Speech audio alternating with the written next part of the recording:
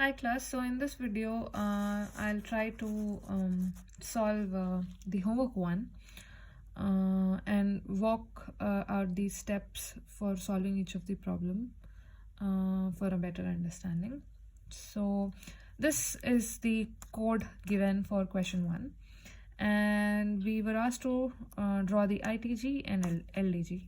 The importance of this question is in the fact that to understand loop carried dependencies, we need to sorry, let me just write this out.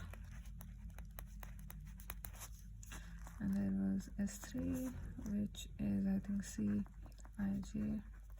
is equal to A of Ij. Okay, so the importance of this question is in the fact that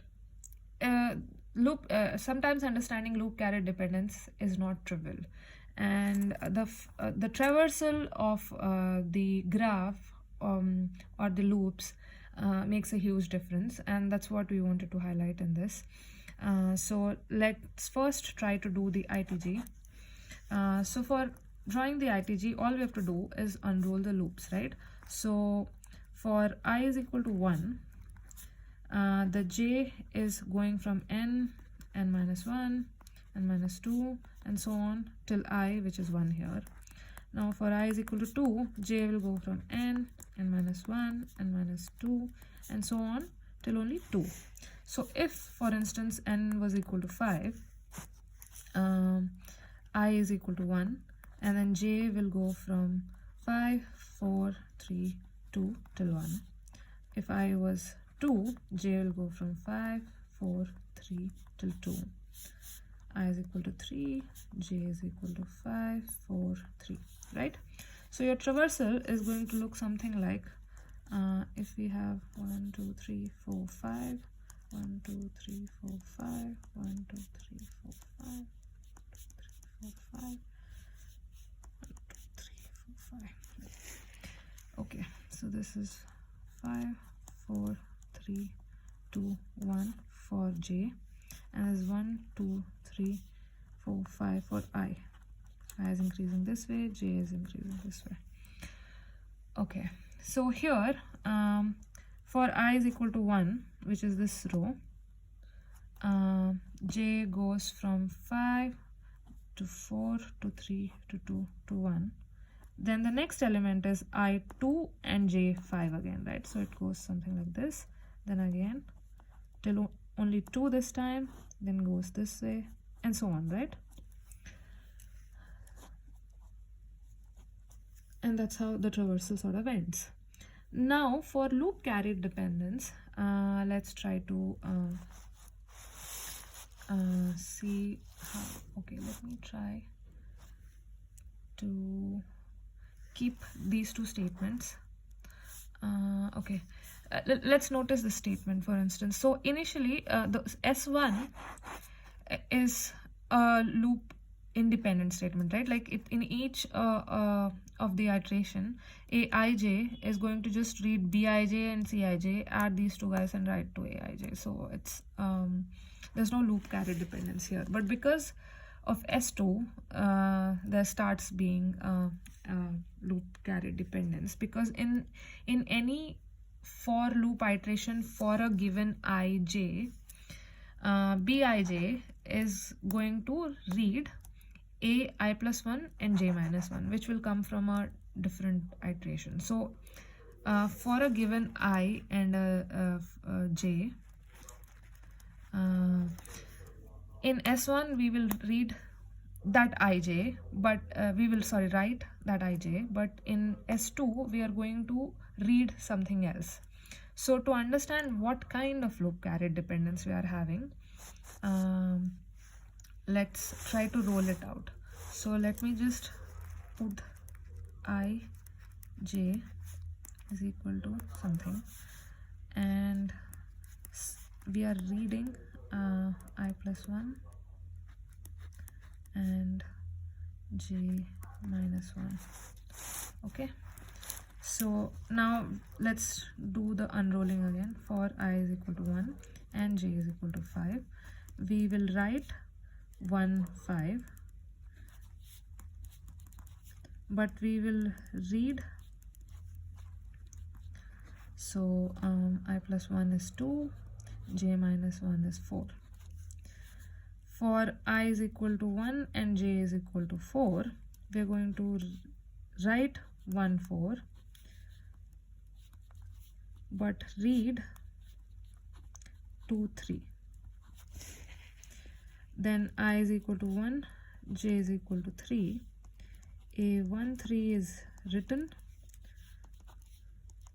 and A2 2 is read, right?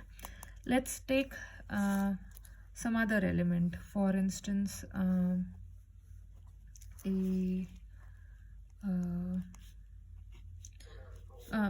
is equal to 3 and j is equal to 5.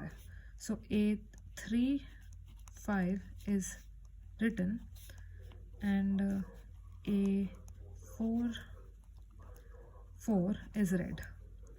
So and I is equal to 3, j is equal to 4, A3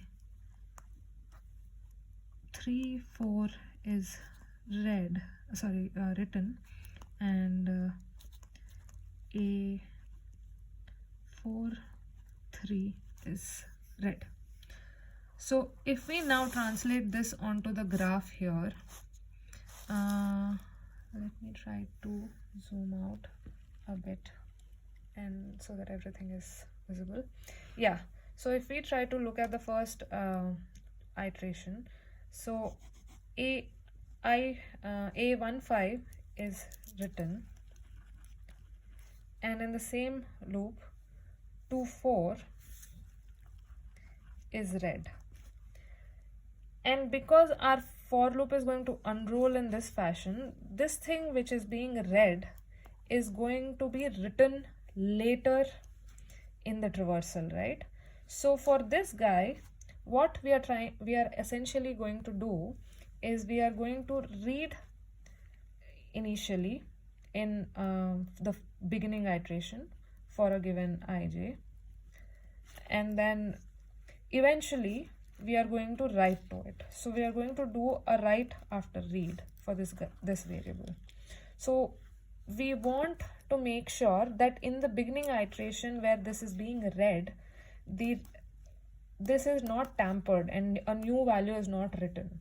So we can clearly see that this guy actually has an anti-dependence with respect to any ij element, right? So that's how we come up with the LDG, that this is how the dependence is going to look like. Just because there is an I plus 1 here or j minus 1 here, that doesn't automatically always mean that it would have like a true dependence with ith iteration, or like anti-dependence with that, and have sorry, focus back, yeah, have a true dependence with j minus 1 or so. Like had it been a simple case of just for instance for I is equal to 1, I less than n, I plus plus, and a of I is equal to say a of I minus 1 plus plus, this, just by looking at it, eventually you guys would have like figured it out that the moment you see I to I minus 1 dependency, because I minus 1 will be written in the previous iteration and now we are reading it in this iteration, there is a true dependence. So you can come up with these patterns, but before you form the intuition for it naturally, always try to roll it out in this fashion, and then sort of create the ITG and LTG.